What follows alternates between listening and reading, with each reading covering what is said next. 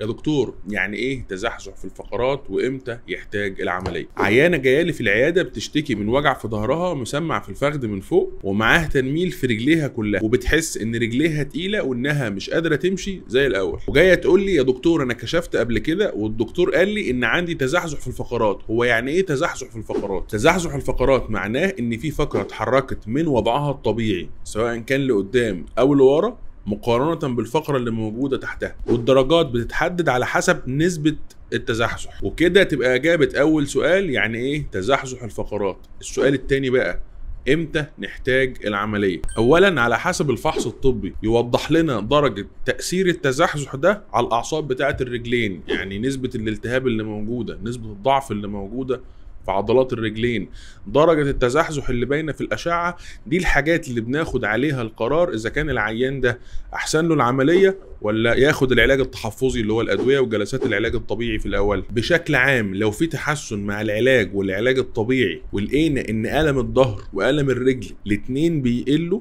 وعضلات الظهر وعضلات الرجل الاتنين بيقوا مع جلسات العلاج الطبيعي، يبقى مفيش داعي للعمليه. ودي النسبه الاكبر من عيانين التزحزح الفقري انهم ما يحتاجوش العمليه. لكن لو مفيش تحسن مع الادويه وجلسات العلاج الطبيعي لمده 6 شهور وألم الرجل بيزيد وضعف الرجل بيزيد، يبقى ساعتها لازم العملية. وقلنا قبل كده ان في امارات منذرة لو العيان حس بيها يبقى لازم العملية تتعمل في اقرب وقت، لان الامارات دي او العلامات دي او الاعراض دي بتقول ان العصب في خطر، منها سقوط القدم، منها انفلات البول، منها ضعف الانتصاب عند الرجالة. الثلاث اعراض دول لو ظهروا في اقرب وقت نعمل العملية علشان ننقذ العصب.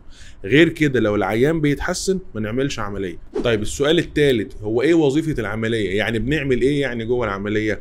اولا بنوسع القناة العصبية ونوسع حوالين جذور الاعصاب علشان ننقذ العصب من الضغط اللي حاصل عليه قبل ما يحصل له ضمور وضرر دائم. ثانيا تثبيت الفقرات، وبنحاول نرجعها تاني لوضعها الطبيعي عن طريق مسامير معينة من المسامير الفقارية اسمها مسامير الاستعدال او ريدكشن سكروز. عشان الموضوع يبقى مفهوم اكتر هوريكم دلوقتي اشعة العيانة قبل العملية وبعد العملية. ده شكل الاشعة قبل العملية. هنلاحظ هنا تزحزح موجود ما بين الفقرة القطنية الخامسة والفقرة العجزية الاولى. طيب دي الصورة اللي بعد العملية، بعد ما الفقرات رجعت لوضعها الطبيعي هنلاحظ ان الفقرات بقت متستفة فوق بعض عكس الصورة اللي قبل العملية. العيانة دي كانت جاية بتشتكي من ألم شديد في ظهرها بقاله سنين ما بيتحسنش لا مع العلاج ولا مع جلسات العلاج الطبيعي. الألم بينزل على رجلها وبتحس ان رجلها فيها تنميل وفيها تقل وانها مش عارفة تمشي زي الأول. العيان بيقدر يتحرك من تاني يوم العملية ويلبس حزام الظهر ويقوم يتمشى في المستشفى، وبيخرج بعد يوم من العملية يرجع لبيته ومعاه روشتة فيها مضادات حيوية ومسكنات عشان خاطر الجرح اللي موجود. المحطة التانية هي بعد اسبوعين من العملية، وبنطمن فيها ان الجرح التئم ومفيش اي التهابات او عدوى في مكان جرح العملية. ومن بعدها بنبدأ جلسات العلاج الطبيعي لتقوية عضلات الظهر، علشان العضلات دي بتكون ضعفت من طول مدة التزحزح. وفي نفس الوقت كل ما العضلات دي قويت كل ما العيان قدر يتحرك بشكل احسن من غير استخدام عكاز او مشاية.